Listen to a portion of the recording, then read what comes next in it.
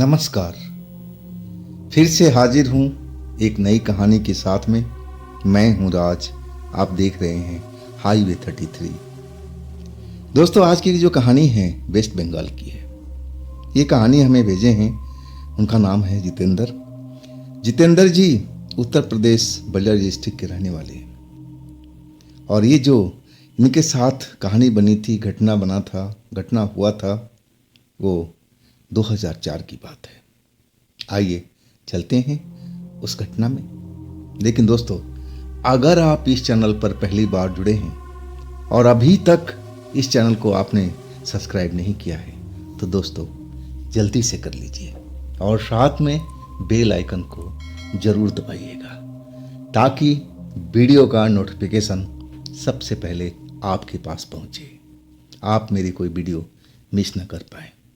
और हाँ दोस्तों, इस चैनल के अलावा मेरे 2 चैनल और हैं, उनमें भी अच्छी अच्छी कहानियाँ डली हुई है। तो उन चैनल पे भी जाइए, उन कहानियों का भी मज़ा लीजिए। चैनल का लिंक इसी वीडियो का डिस्क्रिप्शन में दिया हुआ है। तो शुरू करें आज की कहानी। दोस्तों, मेरा नाम जितेंद्र है। मैं भूत प्रेत को मानने वाला लड़का नहीं था। मेरी उम्र उस टाइम थी 23 साल की, जब मेरे पिताजी गुजर गए थे। एक लंबी बीमारी से जूझते हुए मेरे पिता का मौत हुई थी। मैं उनको तिल तिल मरते हुए देखा था। हम गरीब परिवार से थे और जिस बीमारी से मेरे पिता ग्रसित थे और उसमें तो पैसा ही पैसा लगना था। अब जितना हो सकता था हम सब ने किया था। हमारी जो बड़ी बहन कोलकाता रहती थी और उन्होंने भी काफ़ी मदद किया था। जीजाजी भी किए थे और भी रिश्तेदार थे, लेकिन पिताजी बच नहीं पाए। जब उनकी मौत हुई ना, तो मैं तो एक तरह से सदमे में आ चुका था। मैं सोचा नहीं था कि इसी उम्र में मैं अपने पिता का मौत देखूंगा। मुझे वो सदमा इतना लगा था कि मैं बर्दाश्त नहीं कर पा रहा था। मेरा रो रो के बुरा हाल था।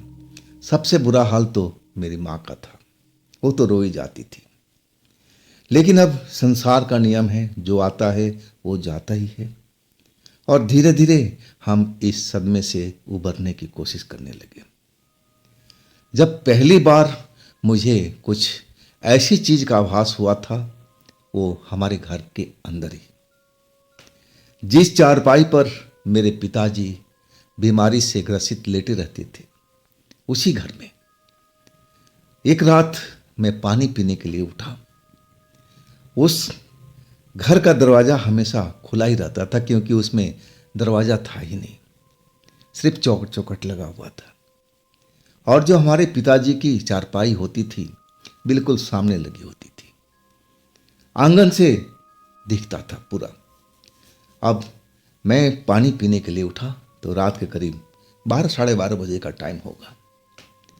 और ना चाहते भी मैं उस कमरे में झांक लिया।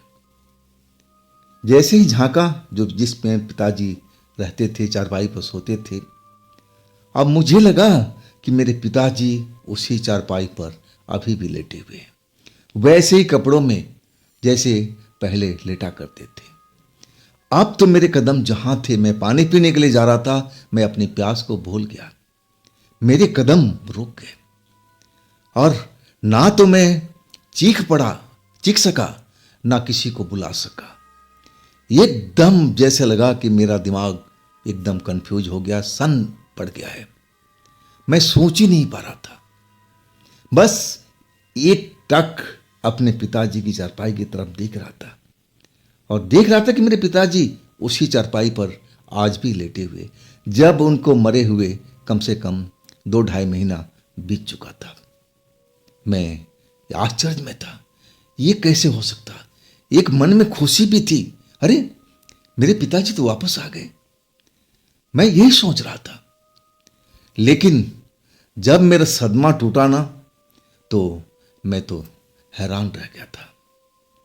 मैं भाग करके कमरे के अंदर पहुंचा और जैसे ही चौखट के पास पहुंचा, जैसे मुझे कोई ठोकर लगी या चौखट से मेरा पांव टकरा गया था।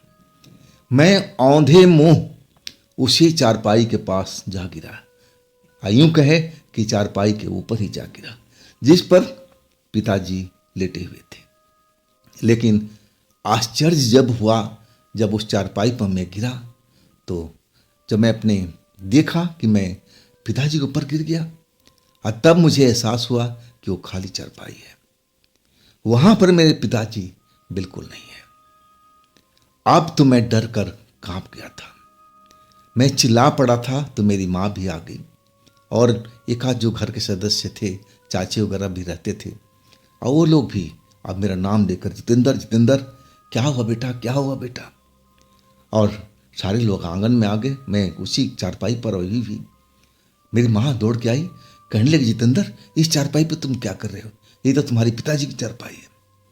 अब मैं क्या बताऊं कि मैं अपने पिताजी को इसी चारपाई पर लेटे हुए देखा, और फिर मुझे ये लोग आंगन में लेके आए, और तब मैंने उनको पूरा घटना बताया कि मैंने क्या देखा।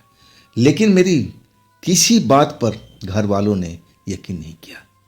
वो कहने लगे, जितेंद्र बेटा, अभी भी शायद तुम सदमे में हो और तुम्हें पिताजी दिख रहे हैं।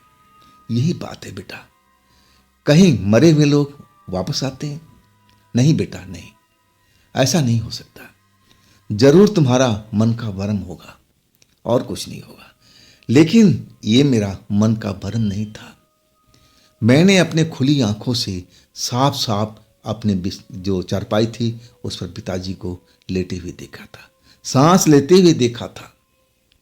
मैं कैसे मान लूं कि मैंने नहीं देखा।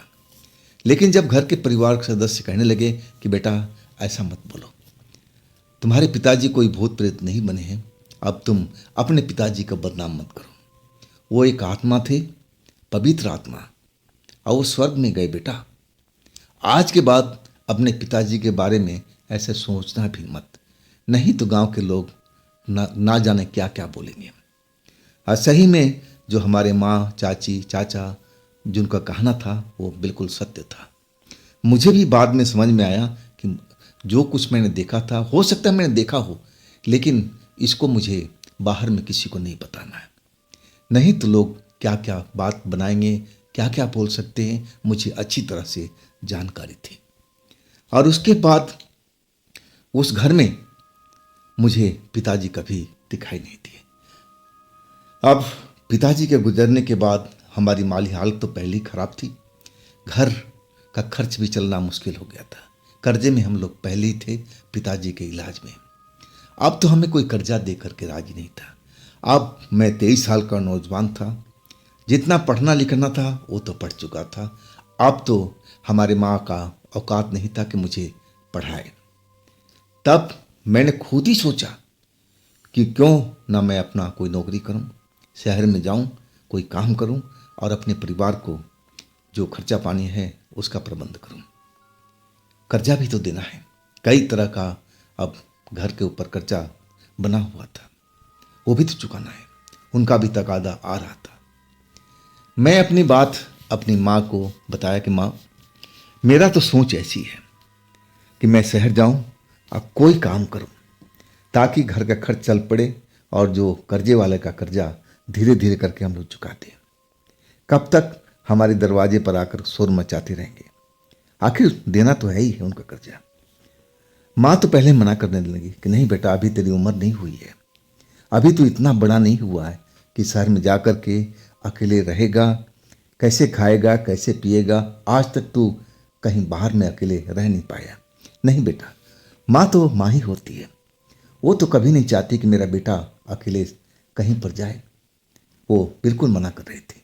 लेकिन मैं ही माँ को समझाया कि देखो माँ, मैं उसी शहर में जा रहा हूँ जहाँ पर मेरी दीदी रहती है, और दीदी जब जहाँ पर हैं तो वो हमारी मदद करेंगे, जीजाजी भी करेंगे, मुझे नौकरी दिलाने में प्रबंध भी करेंगे, सहायता भी करेंगे।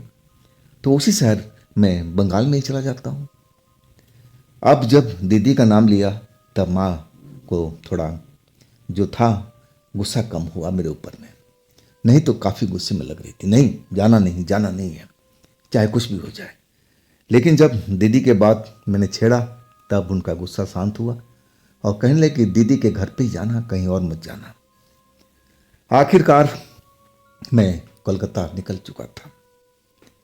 दीदी का घर पहुंचा। अब एक आध दिन तो मेरा स्वागत सही ढंग से हुआ। उनका लंबा परिवार था, कई लोग थे उस घर में। और धीरे धीरे मैं अब दीदी का जो घर था जानने लगा। मैं देखा कि उस घर में मेरी दीदी का कोई चलती नहीं थी, उसमें चलती थी दीदी की सास की। और सास जब भी मुझे देखती थी तो नाक भौं सिकोड़ लेती थी। मैं उसका रवैया देख करके हैरान रह गया था। मैं अपनी दीदी से बोला कि तुम्हारी दीदी सास मुझे देख करके नाक मुंह अब चिढ़ाती रहती है, सिकुड़ती रहती है, क्या मतलब है दीदी? तब दीदी की आंखों में आंसू आ गए। कहने लगी कि भैया ये ऐसी ही है, सबके साथ इनका ऐसा ही व्यवहार है। मुझे अच्छा नहीं लगा। मैं सोच लिया था कि मैं कुछ ही दिन तक दीदी के घर पर रहूँगा, इसके बाद मैं नौकरी देखूँगा और नौकरी लग जाएगी तो मैं दीदी के पास नहीं आऊँगा। हाँ, मिलने के लिए कभी आ जाया करूँगा, लेकिन रहूँगा नहीं। इसके बाद नौकरी की तलाश में लग गया था। जीजा जी के पास में टाइम नहीं था, लेकिन उन्होंने कई दोस्तों को मुझे वो अपना एड्रेस बताया था कि आप उनके यहाँ चले जाओ, अगर कोई नौकरी खाली होगी तो ज़रूर आपको दिलवा देंगे। लेकिन जहाँ जहाँ गया वहाँ पर मुझे नौकरी नहीं मिली। आखिरकार ऐसा मेरी हालत हो गया था कि मुझे अब लगने लगा कि इतनी बड़ी शहर में और हम छोटे इंसान को शायद नौकरी नहीं मिल पाएगी, क्योंकि अभी उम्र मेरी ज़्यादा थी नहीं, 23 साल का उम्र था। और जितनी पढ़ाई चाहिए थी नौकरी में वो मैं पढ़ाई कर नहीं पाया था। तो कैसी नौकरी मिलेगी? नौकरी का अब टोटा लग चुका था, मिल नहीं पा रही थी। मैं सुबह निकलता, शाम को घर लौटता था दीदी के। अब मैं सोचता था सुबह निकलते कि आज कहीं ना कहीं मुझे नौकरी मिल जाएगी, लेकिन जब शाम को लौटता तो दीदी पूछती कि भैया कुछ बात बनी नौकरी की? मैं नाम में सर हिला देता।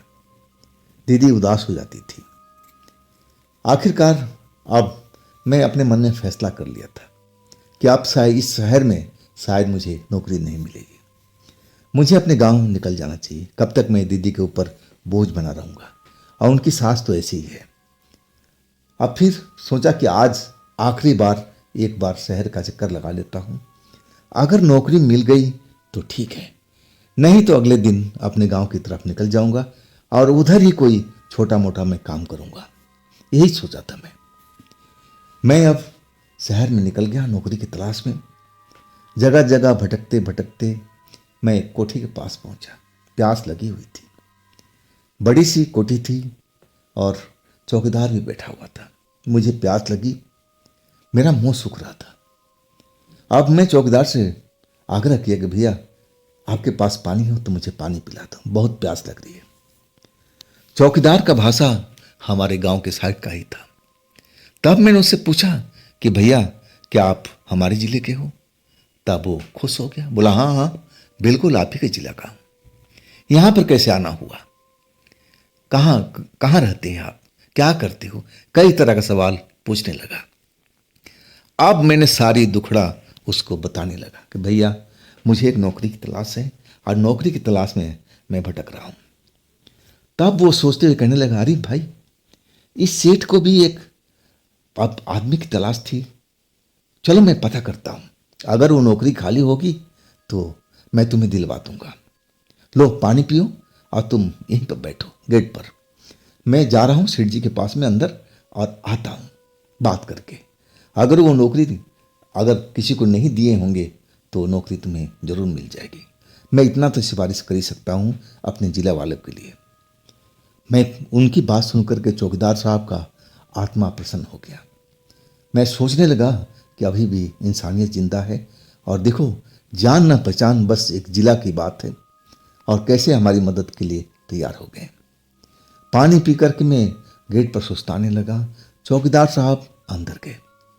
आज जब लौटे तो 15 मिनट के बाद में आए और बोले सेठ जी आपको बुला रहे हैं। मुझे लगता है कि वो नौकरी खाली है, अब आपसे वो बात करना चाहते हैं। सही सही से मेरे भैया जवाब देना सेठ जी को। शायद वो तुम्हारा इंटरव्यू लेना चाहते हैं। अब मैं भी खुश था, चलो कम से कम इतना तो हुआ आज कि किसी ने मुझे इंटरव्यू के लिए बुलाया। मैं खुश था अंदर से। अब जो चौकीदार साहब थे मुझे लेकर के अंदर कोठी में गए। वहाँ ड्राइंग रूम में एक सेठ जी बैठे हुए थे। अब सेठ जी क्या बोले भाई, एकदम नौजवान 35-40 का। और मुझे लगा कि सेठ जी तो होंगे 50-60 साल 70 साल का ऐसा होंगे, लेकिन ये तो नौजवान व्यक्ति थे। मैंने नमस्कार किया। अब फिर मेरे बारे में पूछने लगे। चौकीदार साहब तो मुझे छोड़ करके अपने गेट की तरफ चले गए अपनी ड्यूटी पर, और उस ड्राइंग रूम में मैं और वो सेठ जी मेरे बारे में पूछने लगे, कहाँ रहते हो, कहाँ घर है, यहाँ कैसे आना हुआ, कितना पढ़े लिखे हो, क्या क्या कर लेते हो। अब जो भी मुझे आता था सब कुछ बता दिया था। अब वो मेरी बात सुन करके सोच विचार में लग गए थे, जैसे काफ़ी मशक्क़त कर रहे हो सोचने में कि क्या किया जाए, नौकरी दिया जाए या ना दिया जाए। क्योंकि मैं जो भी सवाल पूछे थे सबका सच सच जवाब दे दिया था। तब कुछ देर के बाद में वो मेरी तरफ बोलना शुरू किए। जितेंद्र नाम है आपका? नहीं जी जितेंद्र नाम है। सुनो जितेंद्र, मैं तुमसे झूठ तो बोलूंगा नहीं। जो मैं तुझे नौकरी देना चाहता हूं, थोड़ा डर वाली बात है। क्या तुम्हें आत्मा भूत पर विश्वास है? मैं सेठ जी की तरफ देखने लगा कि ये क्या बात बोल रहे हैं। मैं कुछ जवाब ही नहीं दे पाया। ये कैसी इंटरव्यू हो भाई? मैं कुछ नहीं बोला तो सेठ जी कहने लगे, अरे आपने जवाब नहीं दिया जितेंद्र, क्या आप भूत प्रेत आत्मा पर विश्वास करते हैं? मैं फिर सोच में पड़ गया। मैंने बोला, हाँ पहले तो नहीं करता था, लेकिन मैंने अपने पिता को आत्मा को एक बार देखा था अपने घर के अंदर में, और तब से मैं मानता हूं कि आत्मा होती है, भूत प्रेत भी होते होंगे। वो कहने लगे, कुछ ऐसी ही कहानी यहां पर भी है।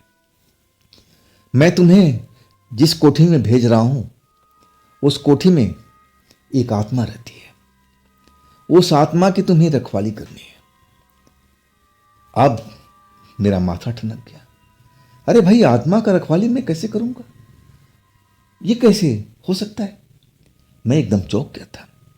और सेठ जी बोलने लगे कि सुनो जितेंद्र, वो आत्मा कोई दूर की नहीं है, हमारे घर के सदस्य है, हमारे घर की बेटी है जो बहुत पहले गुजर चुकी है। आत्मा उसी कोठी के अंदर में रहती है। हमारे दादाजी जब तक जिंदा थे और वो आत्मा उन्हीं के साथ में रहती थी, आज भी रहती उस घर में। सारा देखभाल हमारे दादाजी ही करते थे। अब उनके गुजरने के बाद अब उस घर में कोई जाता नहीं है। आज दादाजी मरते मरते कह गए थे कि इस आत्मा को आप लोग देखते रहना। अब आप मेरी बात समझ रहे हो ना? सेठ जी बोले। मैंने बोला, हाँ हाँ मैं आपकी बात समझ रहा हूं, लेकिन अंदर में एक अलग सी हलचल हो रही थी दिल में, दिमाग में, कि कैसी नौकरी है भाई, ये कैसी नौकरी मुझे देने जा रहे हैं। लेकिन मैं सब कुछ सुन रहा था और भी जानना चाहता था कि आखिर वो आत्मा किसकी है या क्या रखवाली करनी है उस आत्मा की। आत्मा तो आत्मा है, वो तो खुद अपनी रखवाली कर सकती है। मुझे रखवाली करने की जरूरत क्या है? जब वो दिखाई नहीं देगी तो मुझे कैसे पता चलेगा कि आत्मा यहां पर है, वहां पर है? मैं कैसे जानूंगा? मेरे मन में इस तरह का सवाल चल रहा था।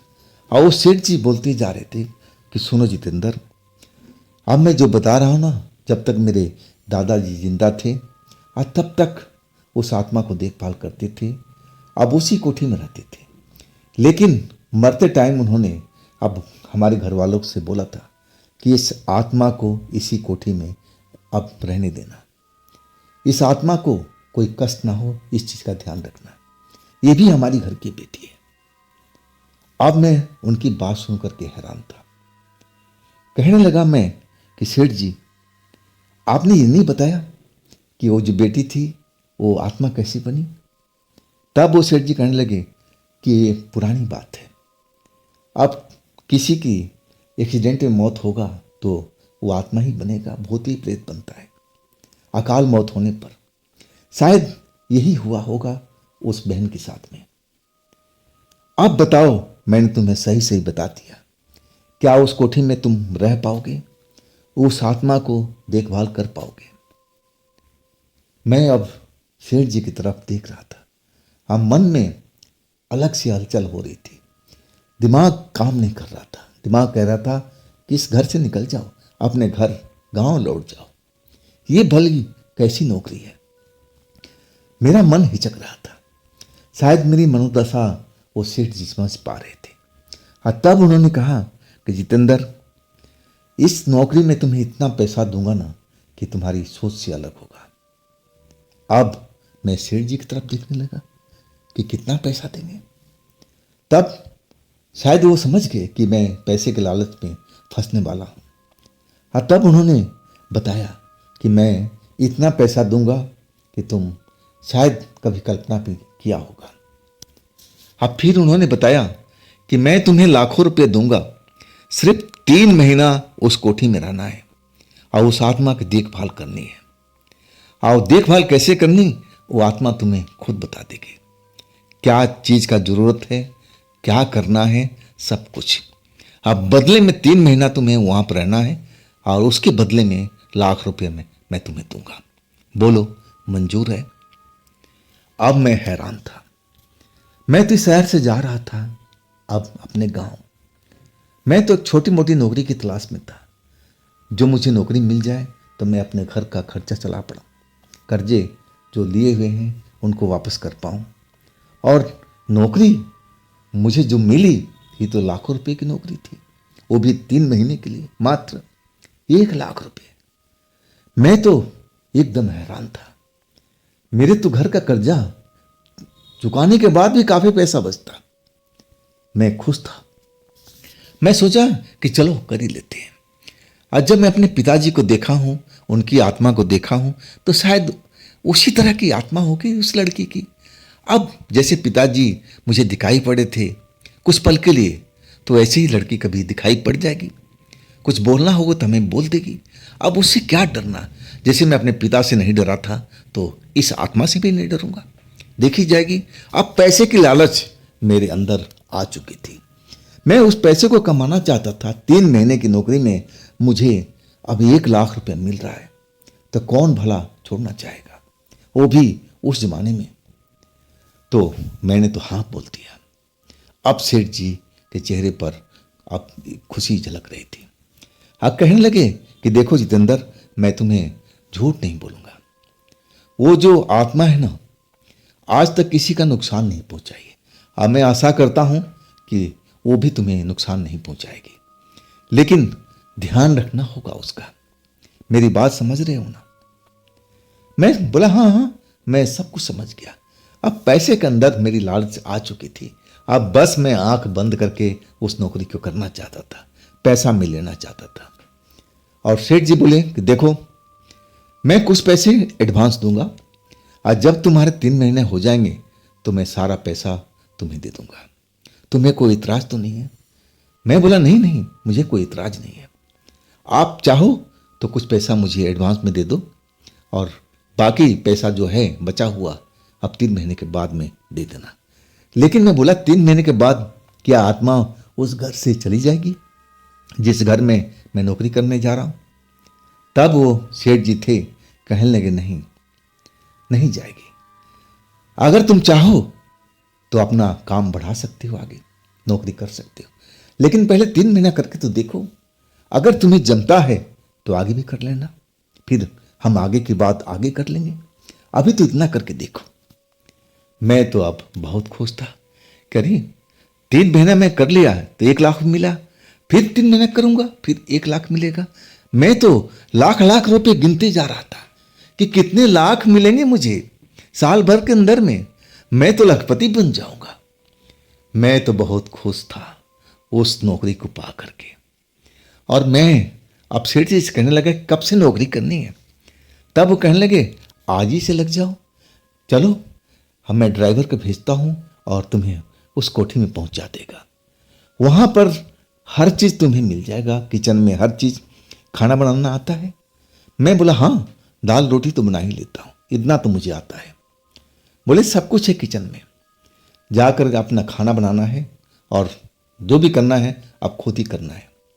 हाँ, उस आत्मा की कोई डिमांड हो तो वो तुम्हें पूरा करना है, और वो उसके लिए तुम्हें पैसे भी चाहिए, वो पैसा मैं अलग से देता हूँ। वास्तव में कैसी नौकरी थी जो मैं पाया था। मैं तो बहुत खुश था।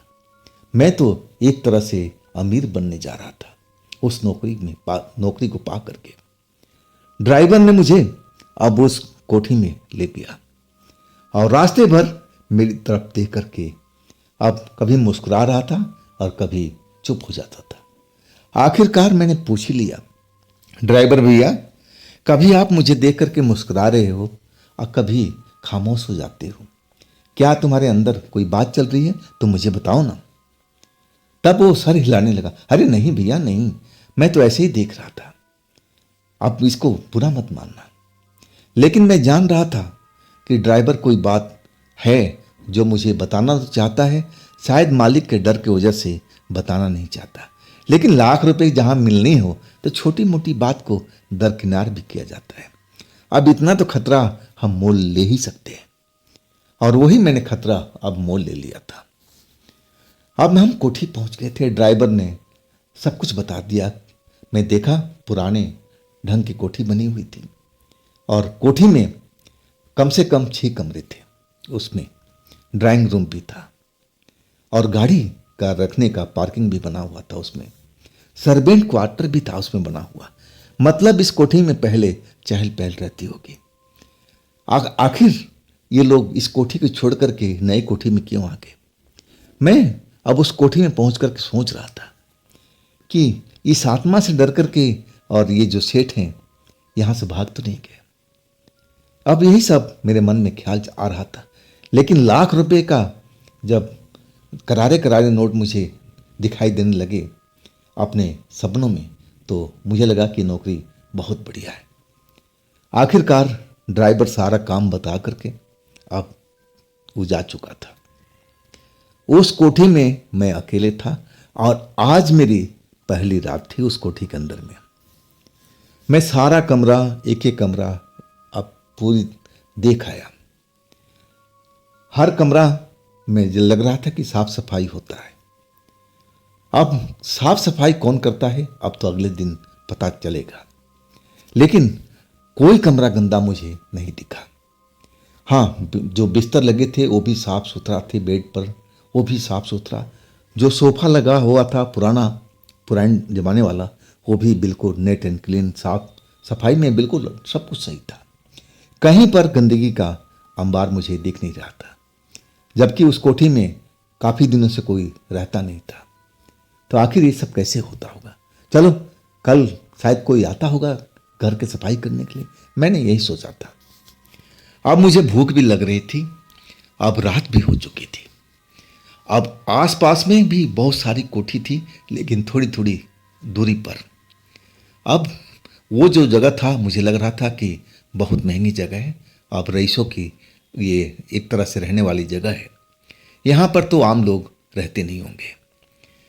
और मैं अपने जो किचन था उसमें आकर के अपने लिए खाना बनाने का इंतजाम करने लगा। आखिरकार जब खाना बन गया, सोचा कि चलो पहले नहा लें, इसके बाद मैं भोजन करूंगा।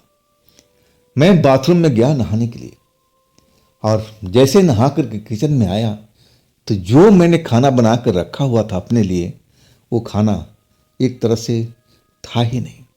जैसे लग रहा था कि कोई बड़े आराम से आकर के उस खाने का स्वाद ले चुका है। एकदम थाली सफाचट थी, कुछ भी नहीं बचा था।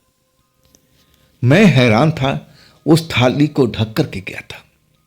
अब ऐसा हो कोई बिल्ली कोई जानवर आता तो थाली को तो हटा देता ना, दोबारा खाना खा करके ढकता थोड़ी।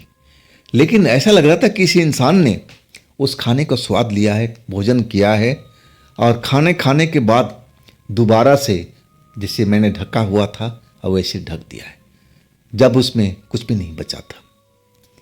अब मैं सोचने लगा था कि भाई ये खाना कौन खा सकता है, जानवर तो ये हो ही नहीं सकता, तो जरूर किसी इंसान का काम है। इस जगह पर इंसान नाम का कोई चीज तो था नहीं मेरे अलावा। तब मुझे ध्यान है कि कहीं वो आत्मा लड़की का तो काम नहीं है। आप शरीर में एक तरह से थोड़ा डर जो कहा जाए ना, वो पहली बार मुझे आया था। शरीर में सनसनाहट सी होने लगी थी कि कहीं वो आत्मा लड़की आकर के जो मैंने खाना बनाया था वही तो नहीं खा गई। क्या ऐसा हो सकता है? अब मेरे मन में संदेह हो रहा था, डर भी लग रहा था, लेकिन मैं अपने डर को दूर किया। लाख रुपए मेरे सामने नजर आ रहे थे और लाख रुपए को मैं छोड़ना भी नहीं चाहता था। उससे तो मेरी काफी गरीबी दूर हो सकती थी। 3 महीने का टाइम था, 3 महीने मुझे इस कोठी में बिताना था, इसके बाद वो लाख रुपए मुझे मिल जाते। अब मैं अपने डर को भगा दिया था। मैं दोबारा हिम्मत किया किचन में, फिर अपने लिए खाना बनाने लगा। देखते हैं कितनी बार खाना कोई खाता है। अब की बार तो मैं इस किचन से हिलूंगा ही नहीं। हाँ, मैं वहीं डटा रहा, खाना बनाने लगा। अब जब खाना बन चुका ना, तब मैं खाना लेकर के और एक जगह पर बैठ करके और भोजन करने का तैयारी ही कर रहा था। और तभी ड्राइंग रूम में लगा कि कोई सामान गिरा हो, धड़ाम सी आवाज आई। मैं सोचा भाई क्या हो गया, कोई वजनी चीज गिरने की मुझे आवाज आई। अब मैं भोजन छोड़ करके सीधा ड्राइंग रूम में दौड़ा। वहां गया तो मैं देख कर हैरान था कि सब कुछ अपनी जगह पर, कोई सामान गिरा तक नहीं था। जो सोफा लगा हुआ था अपनी जगह पर, अलमारी जो लगी थी अपनी जगह पर है।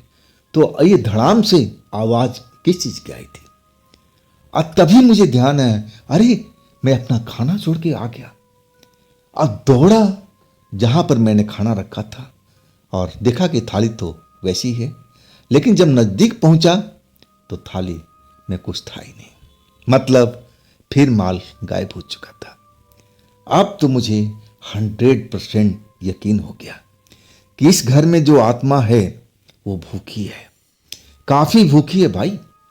तभी तो दोबारा जो खाना बनाया उसको भी उसने चट कर दिया, और वो जानती थी कि मैं हिलने वाला नहीं उस जगह से। और तभी उसने कोई ड्रामा किया, ड्राइंग रूम में आवाज पैदा किया कि मैं आवाज सुनूंगा तो दौड़ करके ड्राइंग रूम में जाऊंगा। और वही हुआ। जैसे ही मैं ड्राइंग रूम में पहुंचा, तब तक वो खाना पर हाथ साफ कर लिया था। अब मुझे तो बिल्कुल यकीन हो चुका था कि ये वही आत्मा लड़की है जिसके बारे में सेठ जी मुझे बता रहे थे। ये इसी कोठी की मालकिन है, एक तरह से इसी घर की बेटी है तो मालकिन ही होगी। अब मैं क्या करूं, भूख तो लग रही थी, लेकिन ज़्यादा टाइम हो चुका था।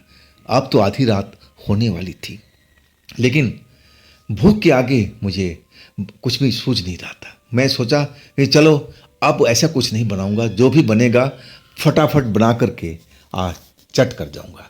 इंतजार नहीं करूंगा किसी को कि कोई आकर के और हमारे खाने को नुकसान पहुंचाए। आखिरकार मैं खिचड़ी बनाने का सोच लिया था, क्योंकि वो जल्दी ही बन जाती और मैं फटाफट खा भी लेता था। मुझे भूख भी बहुत ज़ोर से लगी हुई थी। और वही खिचड़ी मैं बिठा करके और चूल्हे के पास ही खड़ा रहा कि अब की बार जो आत्मा आएगी तो मैं उसे खाने नहीं दूंगा, चाहे कुछ भी हो जाए। मैं बहुत भूखा था। मैं खिचड़ी बनाते हुए और वहीं पर खड़ा रहा। अब मुझे महसूस होने लगा कि जैसे मेरे आसपास में कोई चल रहा हो। आहट आ रही थी, चलने की आवाज़ आ रही थी। मैं जान रहा था कि शायद वही आत्मा है जो अभी भी हमारा पीछा कर रही है, खाने के ऊपर ध्यान दे रही है, और वो है कि किचन के अंदर ही है। मुझे अब अंदाज़ा लग चुका था। चलने की आवाज़ मुझे साफ सुनाई पड़ रही थी। मैं खिचड़ी बना रहा था, लेकिन मेरे जो कान थे आहट का इंतज़ार कर रहे थे कि कोई चल रहा है तो कहाँ पर है, कितनी दूरी पर है। सब कुछ मैं ध्यान दे रहा था। और तब मुझे लगने लगा कि कोई मेरे पास में बिल्कुल सट के खड़ा हो गया।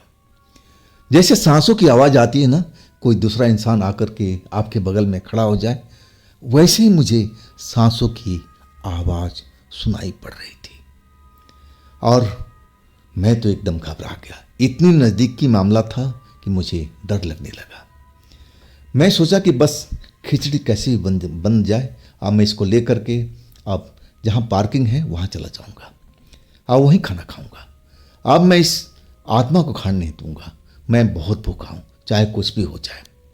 और वही मैं सोच रहा था, लेकिन जो मेरे बगल में खड़ी थी, मैं तो इतना जान चुका था कि वही लड़की का आत्मा है, इस कोठी का एक तरह से मालकिन है।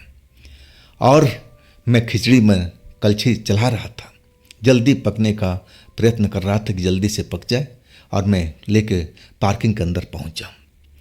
लेकिन ऐसा लगा कि मेरे बगल से होकर के और वो दूसरी साइड में पहुंच गए और एक आवाज़ आई जैसे दरवाज़ा बंद हुआ हो।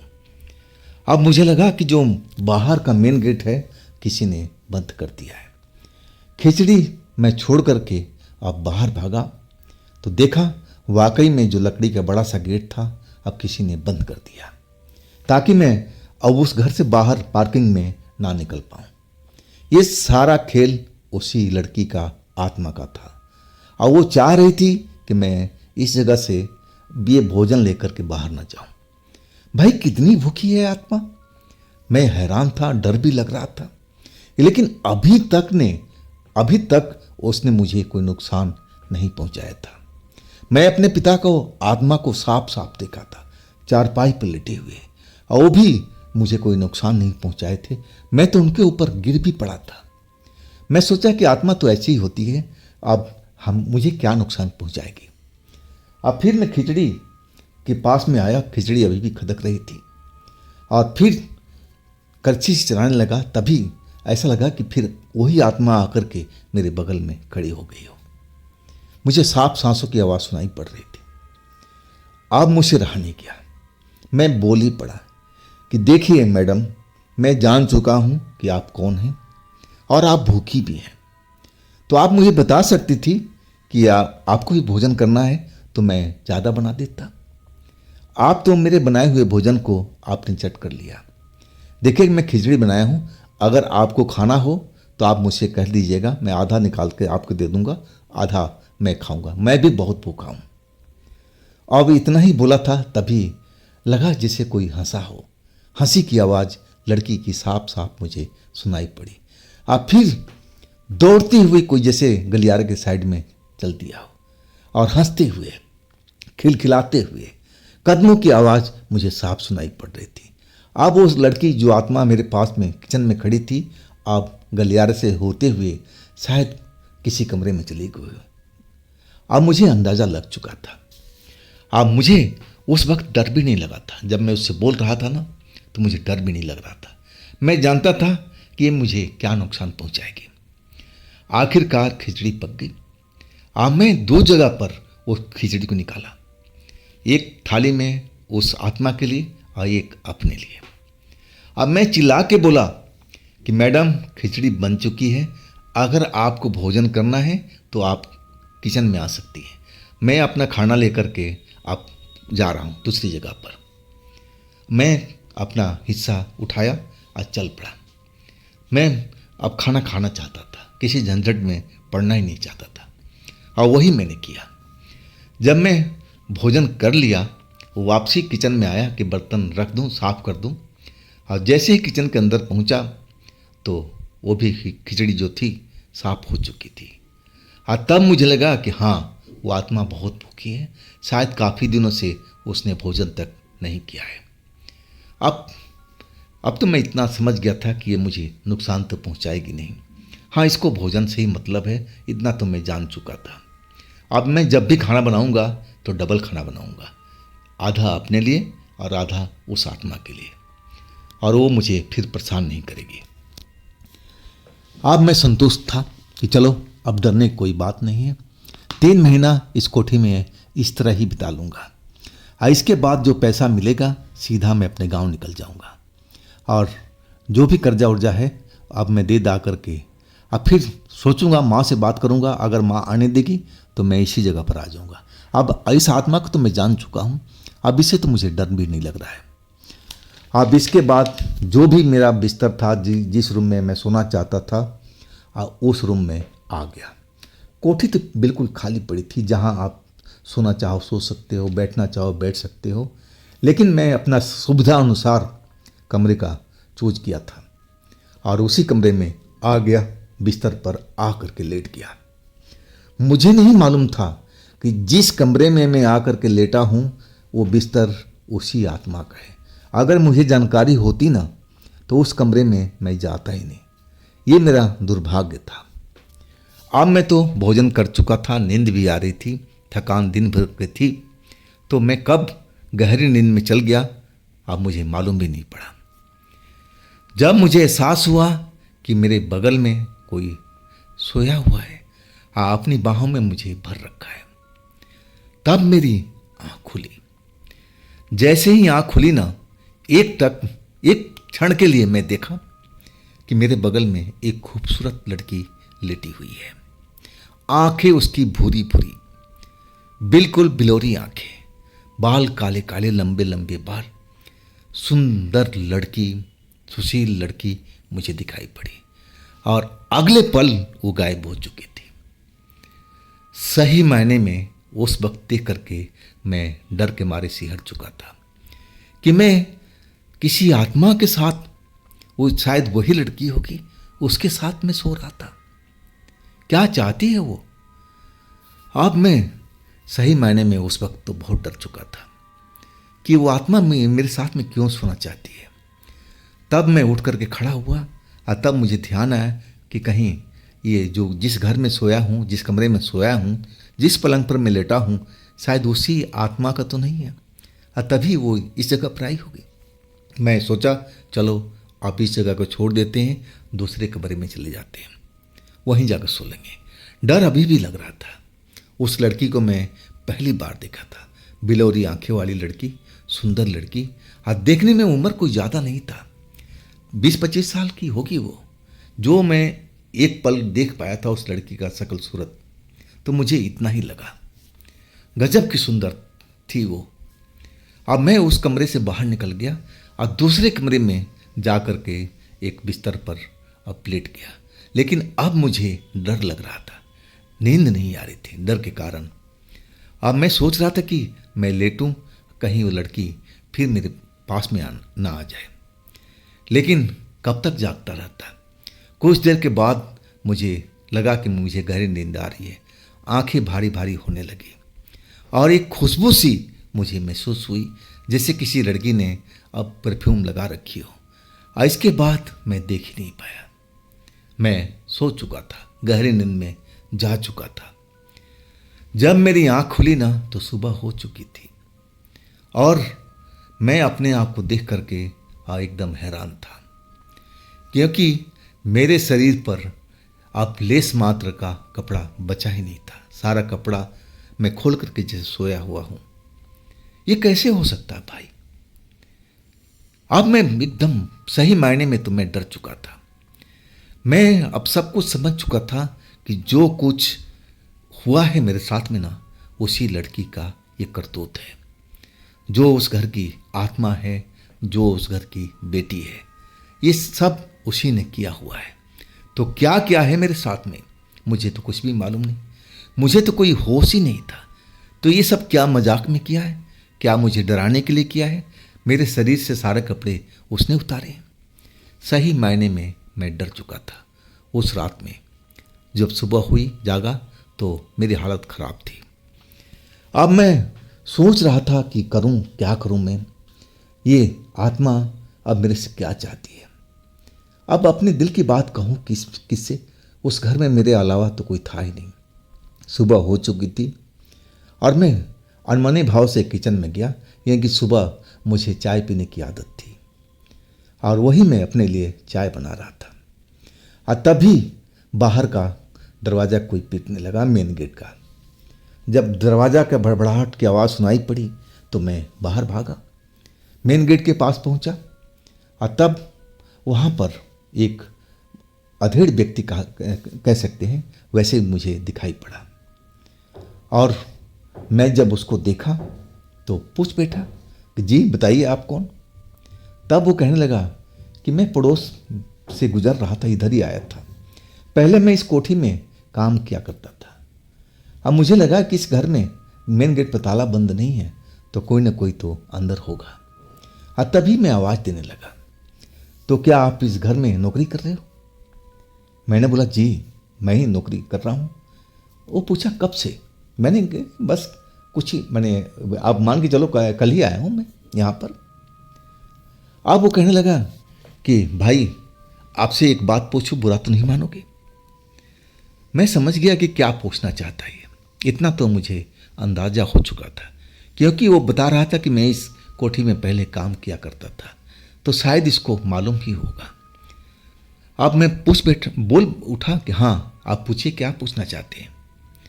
तब वो धीरे से बोल उठा कि भाई तुम्हें इस घर में कोई आत्मा का दर्शन तो नहीं हुआ लड़की का? मैं उसकी तरफ देखा और सर हिला दिया, बिल्कुल नहीं जी, मैंने कोई आत्मा को यहाँ नहीं देखा। तब वो लंबी सांस लिया, कहने लगा कि चलो भाई, सुन करके मन संतुष्ट हुआ। मुझे मालूम था कि अब लड़की की आत्मा इस घर में नहीं होगी, क्योंकि कुछ साल पहले मैं एक तांत्रिक को लेकर आया था सेठ जी के कहने के बाद में। इस घर में पूजा पाठ हुआ था और तांत्रिक बाबा ने बोले थे कि अब मैं पूजा पाठ कर दूंगा ना तो आत्मा इस घर से सदा के लिए चली जाएगी। तो मैं वही पूछने आया था कि कहीं तुम्हें आत्मा का दर्शन तो नहीं हुए थे। जब उस अधेड़ व्यक्ति की बात सुना ना तो मैं थोड़ा चौंक गया था। मैं पूछ बैठा कि आप पहले यहाँ नौकरी करते थे ना? बोला हाँ। क्यों छोड़ दिए? कहने लगा कि हमारा पारिवारिक मसला था इसलिए मैं छोड़ दिया। लेकिन मैं सेठ जी को अच्छी तरह से जानता था, वो भी मुझ पर विश्वास करते थे। और एक दिन कहने लगे कि कोई अच्छे तांत्रिक को बुला के आओ और यहाँ पूजा पाठ कराना है। और तब मैं तांत्रिक को लेकर आया था। मैं पूछा कि आप सेठ जी की जो बेटी है, जो आत्मा है इस घर में, आपको मालूम है? कहने लगा हाँ, उसी के लिए तो पूजा हुआ था, ताकि वो इस घर से चला जाए, इसलिए तो मैं तांत्रिक को लेकर आया था। मतलब सारा कहानी उसको पता था, लेकिन मैं तो उस दिन झूठ बोला था उससे। अब फिर कुछ ऐसी उल्टी पुल्टी बात हुई। अब उसके बाद वो चला गया। लेकिन उसके जाने के बाद में मैं सोचने लगा कि सेठ जी भी नहीं चाहते हैं कि वो आत्मा इस जगह पर है। वो भी शायद उस आत्मा से तंग आ चुके हैं। अब जो कोठी है वो तो अरबों रुपए की है आज के ज़माने में, तो शायद इसलिए चाहते थे कि वो आत्मा चली जाए, इस कोठी पर उनका अधिकार हो जाए। शायद इसमें रहना चाहते हो, बेचना चाहते हो, कुछ भी करना चाहते हो, इसलिए चाह रहे होंगे कि उस आत्मा को यहाँ से भगा दिया जाए। अब मैं इस जगह पर फंसा हुआ था। मैं सोचने लगा कि अब मैं क्या करूं। अब रात में जो मेरे साथ खेल हुआ था मैं तो उसी में उलझा हुआ था, और मैं उस आदमी से भी बोल नहीं पाया कि मेरे साथ में क्या हुआ है। अब वो तो चला गया। इसके बाद में कोठी में मैं अंदर आ गया। चाय जो बन रही थी, अब चाय छान करके मैं घूंट लेने लगा। और तभी दिन के टाइम है, सुबह का टाइम है, 8-9 बज रहा था। और किसी ने मुझे छुआ, जैसे मेरे कानों को कोई टच किया, और मैं एकदम चौंक गया। कौन है? लेकिन वहाँ कोई नहीं। तब मुझे एहसास हो गया कि शायद वही आत्मा थी, लड़की, जो मुझे उस वक्त में मेरे कान को खींचा था। लेकिन अब मैं क्या कर सकता हूँ? अब तो मैं खुद आकर के फंस चुका हूँ। लेकिन अब मैं क्या करूँ, यही सोच रहा था। चाय का घूंट भरते हुए अब मैं सोच रहा था कि क्या मैं इस नौकरी पर बना रहूँ या मैं छोड़ करके चला जाऊँ। लेकिन पैसे के लालच ऐसी चीज़ होती है, मैं उस लालच को छोड़ नहीं पाया था। आखिरकार अब मैं वहाँ पर रहने के लिए मजबूर था, पैसे के लालच में। और वास्तव में उस आत्मा से अब धीरे धीरे ऐसा होने लगा कि मुझे डर नहीं लग रहा था। मैं जो खाना बनाता, अब मैं आवाज़ दे देता कि मैडम आ जाओ, खाना आप ले जाओ। मैं वहाँ से हट जाता था और इसके बाद जब आता था तो खाना वहाँ पर ख़त्म मिलता था। लेकिन रात जब हुई ना तो मुझे डर लगने लगा कि कहीं फिर वो मेरे साथ में ऐसा कोई खेल ना खेले। लेकिन ये खेल जो शुरू हुआ था ख़त्म नहीं हुआ। हर रात मुझे आभास होता था कि मेरे साथ में वो लड़की रात गुजार रही है, मेरे बराबर सो रही है। और क्या बताऊं मैं, इस तरह ही चलता रहा। अब महीना 1.5 महीना बीत चुका था उस घर में रहते हुए। और इस बीच में सेठ जी भी आए थे दिन के टाइम में, मेरे से पूछ रहे थे कि कैसा चल रहा है, तुम्हें डर तो नहीं लग रहा है। अब मैं उनसे क्या बताऊं कि मेरे साथ में क्या चल रहा है। मैं तो बताने लायक बचा भी नहीं था। अगर मैं बताता तो शायद वो नाराज़ भी हो सकते थे। अब मैं चुप ही चाप रहा। मैं बता दिया कि हाँ, मैं खाना बनाता हूँ तो खाना देता हूँ, और नहीं देता हूँ तो खुद छीन के ले जाती है। सब कुछ बताने लगा मैं। सेठ जी को लगा कि लड़का रुक जाएगा। अब मैं भी रुकना चाहता था ताकि मैं वो लाख रुपए ले करके अपने गांव ही जाऊं। लेकिन एक रात जो हुआ ना, सबसे डरावना था। शायद वो अंधेरी रात थी और मैं अपने कमरे में सोया हुआ था। जैसे हर रात सोया करता था मैं उसी कमरे में। अब अंधेरी रात थी, आधी रात से ऊपर का वक्त बीत चुका था। अब मेरी आंखों में नींद नहीं था। आज जब नींद आता था ना तो मुझे एहसास हो जाता था, सुगंध आ जाता था कि लड़की अब आसपास में है, अब शायद अब मेरे कमरे में पहुंच गई है। अब फिर अपने मेरी आंख भारी होने लगता था। और इसके बाद मुझे होश ही नहीं रहता था। मेरी आंख खोलती थी सुबह में, इससे पहले नहीं। लेकिन उस रात को मुझे नींद बिल्कुल नहीं आ रही थी और उस आत्मा लड़की का कहीं पता नहीं चल रहा था कि है तो कहाँ पर है। अब आधी रात बीत चुका था, मेरे ख्याल से सुबह के अब 1:30 या 2 बज रहे होंगे, इतना ही टाइम हो रहा था। और अचानक एक चीख सुनाई पड़ी। एक पिछला आंगन था, गेट था बैक साइड का, उस साइड में सर्वेंट क्वार्टर बने हुए थे उस साइड में। और चीख जैसे लगा कि उसी लड़की की है, उसी आत्मा का है।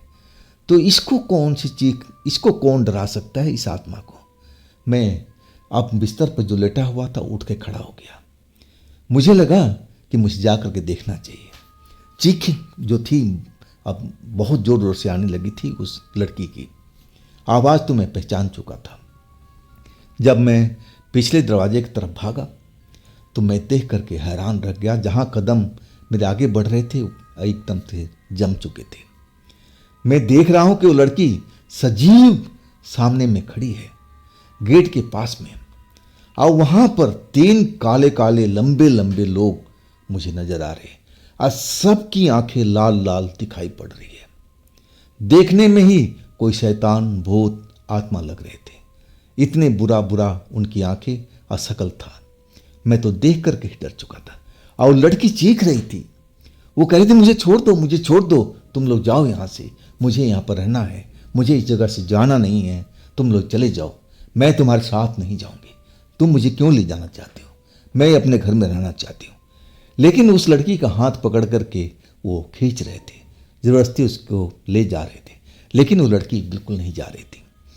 और आखिरकार शायद उसमें से किसी ने शायद मुझे देख लिया था।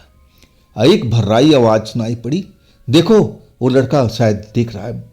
बहुत भारी आवाज़ थी, लग रहा था कि गहरे कुएं से आ रही है। अब मैं जो समझा कि उन्होंने मुझे देख लिया है तो मैं वहाँ से भागना ही उचित समझा। लेकिन कुछ ही दूर भागा था, अचानक लगा किसी ने मुझे पीछे से धक्का दे दिया है। इसके बाद गिरा ना जमीन पर, फिर मुझे होश नहीं रहा। जब मेरी आँख खुली ना तो सुबह ही खुली। अब मैं उसी गलियारे के अंदर में अब बेहोश पड़ा हुआ था रात भर, न जाने मेरे साथ में क्या हुआ। अब मेरी आँख खुली तो सुबह हो चुकी थी। मैं देख रहा हूँ इधर उधर। अब रात का जो मामला था देख करके मैं एकदम डर चुका था कि उस लड़की को भी पकड़ने के लिए कोई आत्मा आई हुई। क्या थी ये लोग, क्या चाहते थे उस आत्मा को पकड़ के ले जाने के लिए? क्या वो पकड़ के ले गए? मुझे तो ऐसा ही लगा। चलो छुट्टी हुई, अब तो लड़की मुझे तंग नहीं करेगी। अब वास्तव में अब वो जो बाकी दिन थे ना, मेरी आज़ादी के दिन थे। ना तो कोई खाना का मुझे वो डर था कि मेरा कोई खाना खा लेगा। लड़की वास्तव में उस घर से जैसे गायब हो चुकी है। जो 3 काले काले लोग थे ना, शायद उसको पकड़ करके ले जा चुके थे। ना तो रात को मेरे बिस्तर पाती थी, ना मुझे तंग करती थी, ना मेरा अब खाना छीनती थी, ना चुरा के खाती थी। 3 महीना इसके बाद कब बीत गए मुझे पता ही नहीं चला। और आखिरकार जब तीसरा महीना हो गया तब मैं सेठ जी के पास पहुंचा कि सेठ जी, आपका कहे अनुसार 3 महीना बीत चुका है, आप मेरा पैसा दे दीजिए, अब मुझे गांव जाना है। गांव में मुझे कर्जे हैं, उनको दे करके अब मैं फिर वापस आऊँगा इस नौकरी पर। सेठ जी एकदम मेरी तरफ देख करके हैरान थे, लेकिन अब जो वादा किए हुए थे अब तो देना ही पड़ेगा। पैसा तो मुझे दे दिए और कहने लगे कि जितेंद्र, क्या तुम लौट के आओगे वापस? मैंने बोला हाँ जी, क्योंकि मुझे मालूम था कि वो आत्मा इस घर में तो है नहीं। अब तो कोई डर वाली बात नहीं है, ना रात मेरे साथ में कोई बिता पाएगा और ना खाने को कोई झंझट है। अब तो डर का कोई बात नहीं है। मैं निश्चित था। इसके बाद मैं उस पैसा को लेकर के अपने गांव चला गया। जब गांव गया, अब इतना सारा पैसा माँ को दिया तो माँ भी हैरान थी कि इतना पैसा कहाँ से मिला, कौन सी नौकरी कर रहा है। मैं बहुत बात छिपाया, लेकिन माँ अब बोलती जा रही थी कि बेटा सच बता मुझसे, ये पैसा तेरे को इतना कहाँ से मिला, कौन सी नौकरी कर रहा है। अब ऐसी ऐसी बात माँ कसमें खिला रही थी तो मुझसे रहा नहीं गया। अब मैं सारी जो सच्ची बात थी अब मैं तब बता दिया था कि माँ, मैं ऐसी नौकरी करता था, एक आत्मा का रखवाली करता था रात के कोठी में। एक भी बात मैंने छिपाया नहीं। मेरी बात सुनकर के माँ एकदम डर गई थी। कहने लगी, खबरदार बेटे, जो तूने कर लिया ना कर लिया, अब आगे से अब इस घर से बाहर नहीं जाएगा। तू यहीं पर कोई काम कर, धंधा कर, छोटा मोटा दुकान कर ले।